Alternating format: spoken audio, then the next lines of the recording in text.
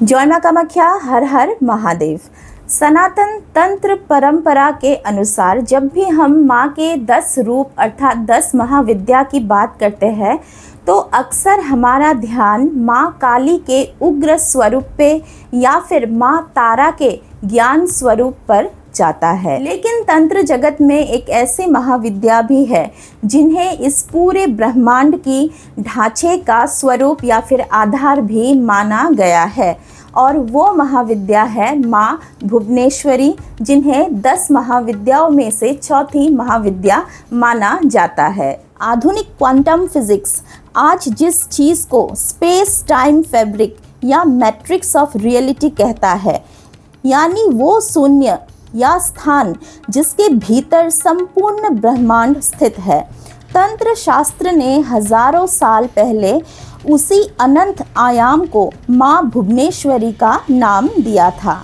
भुवन का अर्थ होता है त्रिभुवन या फिर समस्त लोक या फिर त्रिलोक, और ईश्वरी अर्थात स्वामिनी, जो कि माँ भुवनेश्वरी के नाम को दर्शाता है। लेकिन तांत्रिक ग्रंथों के अनुसार माँ भुवनेश्वरी की साधना को क्यों इतना रहस्यमयी माना गया है? क्यों कामाख्या के तंत्र पीठ में कामाख्या देवी के बाद माँ भुवनेश्वरी के मंदिर और उनकी ऊर्जा को आकाश तत्व यानी स्पेस एलिमेंट का सर्वोच्च केंद्र माना जाता है?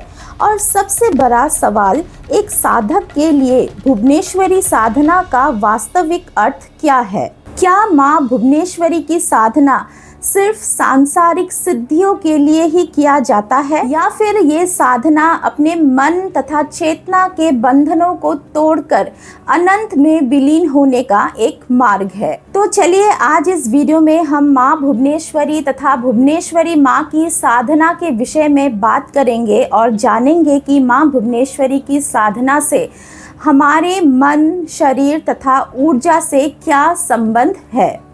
माँ भुवनेश्वरी के स्वरूप को समझने के लिए हमें सबसे पहले तंत्र के तत्व विज्ञान को समझना होगा। सृष्टि के निर्माण में 5 मुख्य तत्व काम करते हैं: पृथ्वी, जल, अग्नि, वायु और आकाश। माँ काली, जो कि पहली महाविद्या है, माँ काली को समय से तुलना किया जाता है, अर्थात माँ काली समय है। लेकिन समय को प्रवाहित होने के लिए एक जगह की अर्थात स्पेस की ज़रूरत पड़ता है। लेकिन स्थान ही ना हो तो समय का कोई अस्तित्व नहीं होता है, और वही स्थान है माँ भुवनेश्वरी। तांत्रिक ग्रंथों में लिखा है कि अद्वैता शक्ति ही भुवनेश्वरी, यानी वो आद्य शक्ति जो संपूर्ण ब्रह्मांड को अपने गर्भ में धारण की हुई है। माँ भुवनेश्वरी की शारीरिक कांति प्रातः काल के जगते हुए सूर्य के समान बताई गई है। उनके मस्तक पर चंद्रमा विराजमान है। उनके 4 हाथ हैं जिनमें वे पाश, अंकुश, अभय मुद्रा और वरद मुद्रा धारण करती है। तांत्रिक दृष्टिकोण से ये केवल चित्र या रूपक नहीं है। पाश ये जीव के बंधन और आकर्षण का प्रतीक है, जिसे साधना का माध्यम से नियंत्रित किया जाता है। अंकुश ये मन की चंचल वृत्तियों को वश में करने वाले नियंत्रण का प्रतीक है। अभय तथा वरद मुद्रा ये निर्भयता और संपूर्ण सृष्टि के पोषण का प्रतीक है। माँ कामाख्या पीठ में नीलाचल पहाड़ के सबसे ऊपरी हिस्से में माँ भुवनेश्वरी का अत्यंत सिद्ध पीठ अवस्थित है।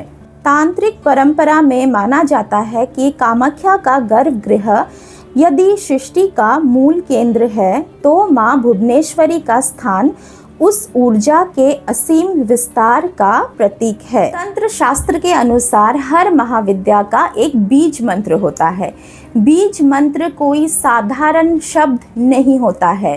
बीज मंत्र उस विशेष ऊर्जा की सटीक साउंड फ्रीक्वेंसी होता है। माँ भुवनेश्वरी का बीज मंत्र है ह्रीं या फिर ह्रीम, जिसे तंत्र शास्त्र में माया बीज भी कहा जाता है।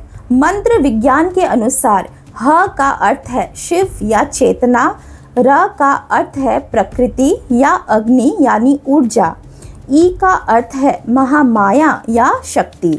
नाद तथा बिंदु का अर्थ है उस संपूर्ण शक्ति का एक बिंदु में केंद्रित होना। जब कोई साधक अपने गुरु के मार्गदर्शन में माँ भुवनेश्वरी की ह्रीम बीज की साधना करता है तो उस साधक के मन के भीतर तथा उसके शरीर के अंदर क्या क्या परिवर्तन आता है।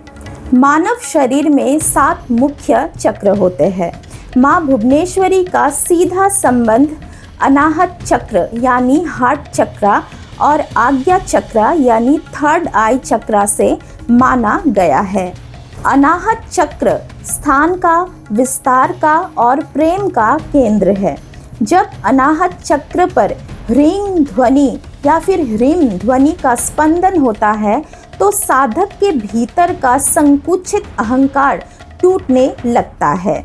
साधक को ये एहसास होने लगता है कि वो सिर्फ इस मानव शरीर तक ही सीमित नहीं है, बल्कि जो उसकी चेतना है तथा ऊर्जा है समस्त ब्रह्मांड में फैला हुआ है। तो चलिए अभी बात करते हैं माता भुवनेश्वरी के यंत्र के विषय में, क्योंकि तंत्र शास्त्र के अनुसार साधना के समय साधक के लिए सिर्फ मंत्र ही काम नहीं करता है, मंत्र के साथ साथ यंत्र का भी साधना करना आवश्यक है, क्योंकि मंत्र और यंत्र एक साथ काम करता है। माता भुवनेश्वरी का जो यंत्र है, खास यंत्र है, उस यंत्र को सृष्टि का 2D या फिर 3D आर्किटेक्चर भी माना जा सकता है। भुवनेश्वरी यंत्र के केंद्र में एक बिंदु होता है। ये बिंदु वो स्थान है जहाँ से संपूर्ण सृष्टि की उत्पत्ति होती है और जहां अंत में सब कुछ समा जाता है। इस बिंदु के चारों ओर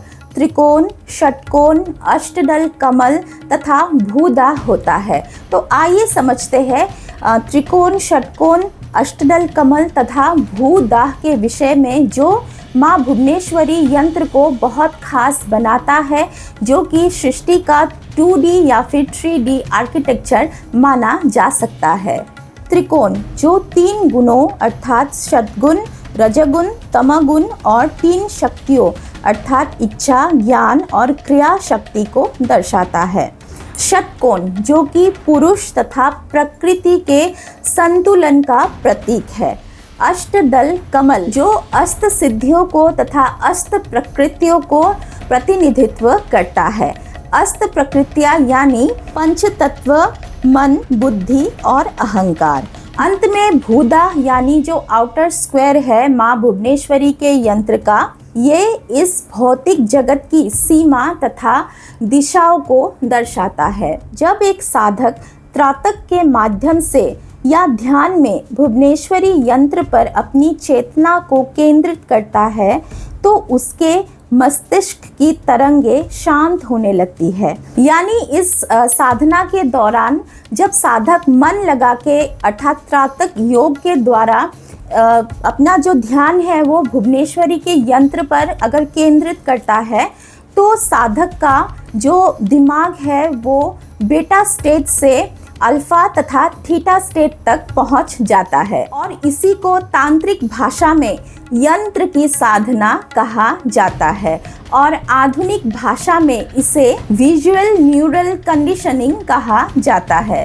करे आध्यात्मिक नियम से अगर माँ भुवनेश्वरी की साधना किया जाए तो इस साधना को अत्यंत फलदायी माना गया है, लेकिन माँ भुवनेश्वरी को अत्यधिक अनुशासन प्रिया भी कहा जाता है। इसीलिए माँ भुवनेश्वरी की साधना करने के लिए कुछ महत्वपूर्ण जो विधि है यानी स्टेप्स है वो जानना भी बहुत ज़्यादा ज़रूरी है। तो चलिए अभी हम जानते हैं कि माँ भुवनेश्वरी की फलदायी साधना किस प्रकार से करना चाहिए। तो सबसे जो पहला अर्थात मुख्य स्टेप है या विधि है वो है हमारे मन की तथा शरीर की स्वच्छता, क्योंकि माँ भुवनेश्वरी सौंदर्य की देवी है, तथा सृष्टि की पूर्णता भी कहा जाता है। इसीलिए माँ भुवनेश्वरी की साधना में एक साधक का जो वस्त्र है वो हमेशा स्वच्छ होना चाहिए। रंग होता है लाल या फिर पीला रंग का जो कपड़ा है साधक वो धारण कर सकता है, तथा अपने विचार पूरी तरह शुद्ध तथा व्यवस्थित होना चाहिए। लेकिन याद रखिए कि बिखरा हुआ वातावरण इस साधना में विपरीत जो फल है वो भी प्रदान करता है। दूसरा मुख्य विधि में से एक है कि संकल्प तथा गुरु का मार्गदर्शन, क्योंकि बिना गुरु के मार्गदर्शन के किसी भी प्रकार के तांत्रिक मंत्र का या फिर उग्र मंत्रों का जप कभी भी नहीं करना चाहिए, अन्यथा ये हमारे जो मानसिक कंडीशंस है, मेंटल जो स्टेट है उसको डिसबैलेंस कर सकता है। क्योंकि एक साधक को देखकर ही गुरु तय करता है कि अर्थात एक साधक की ऊर्जा को देख के चेक करके ही ये तय करता है गुरु कि उस साधक को या शिष्य को किस प्रकार की मंत्र की दीक्षा दी जा सकती है। सौम्य तथा उग्र मंत्रों का दीक्षा उसको दिया जा सकता है कि नहीं, इसीलिए बिना गुरु दीक्षा के कोई भी मंत्र का जप नहीं करना चाहिए। तो चलिए अभी बात करते हैं कि माँ भुवनेश्वरी की साधना से क्या फल मिलता है। क्योंकि फल क्या मिलता है मैं इसीलिए कह रही हूँ क्योंकि बहुत से लोग साधना फल की प्राप्ति के लिए करते हैं, लेकिन असल में जो सच्चे साधक है जो माँ से सिर्फ कनेक्ट करते हैं वो निष्काम भक्ति करते हैं, निष्काम रूप से, अर्थात बिना किसी लोभ के मोह के माँ की साधना करते हैं और उन्हें किसी भी फल की प्राप्ति की उनको ज़रूरत नहीं होता है, क्योंकि अपने आप माँ खुद ही उनको फल की प्राप्ति देती है। तो फिर भी चलिए रिजल्ट्स की बात करते हैं कि माँ भुवनेश्वरी की साधना करने से क्या फल मिलता है। तो तंत्र शास्त्र के अनुसार माता भुवनेश्वरी की ह्रीम बीज की साधना से अर्थात माया बीज की साधना करने से वाक सिद्धि अर्थात वाणी में ऐसा वशीकरण आ जाता है कि सामने वाले जो इंसान है वो खुद ब खुद साधक से मोहित हो जाता है, और इसीलिए इसी साधना से साधक का सम्मोहन शक्ति भी बढ़ जाता है।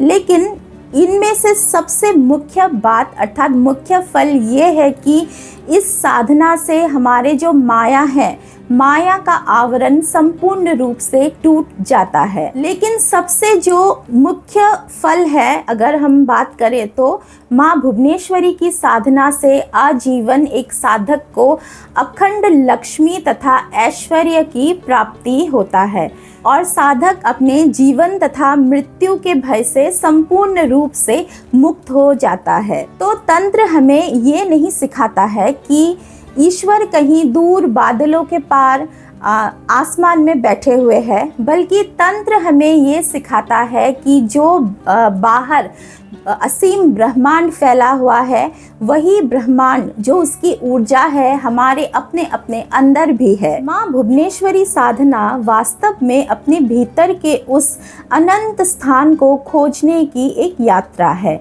जब आप अपने डर, अपने चिंताओं और अपनी सीमित सोच से बाहर निकलते हैं तो आप माँ भुवनेश्वरी की कृपा का अनुभव ही कर रहे होते हैं। माँ भुवनेश्वरी सिर्फ एक देव मूर्ति नहीं है, बल्कि माँ भुवनेश्वरी एक ऐसी ऊर्जा है आपके अंदर, मेरे अंदर, जो कि हमें हर पल जीवित रखे हुए है। तो अगर आपको माँ भुवनेश्वरी का ये साधना का वीडियो जो उनके ऊपर मैंने विश्लेषण किया है तथा उनका जो बीज मंत्र है ह्रीं, ये पसंद आया है तो वीडियो को ज़रूर आप लाइक कीजिए, शेयर कीजिए वीडियो को, और आप चैनल पे नए आए हो और अभी तक आपने सब्सक्राइब नहीं किया है तो ज़रूर सब्सक्राइब कीजिए। और आपको भी इस साधना के विषय में, विश्लेषण के विषय में क्या कहना है प्लीज़ कमेंट्स में जाके लिखिएगा। जय माँ कामाख्या, हर हर महादेव ज़रूर लिखिए। तो चलिए अभी इस वीडियो से विदा लेते हैं, मिलेंगे अगले वीडियो में। धन्यवाद। जय माँ कामाख्या, हर हर महादेव।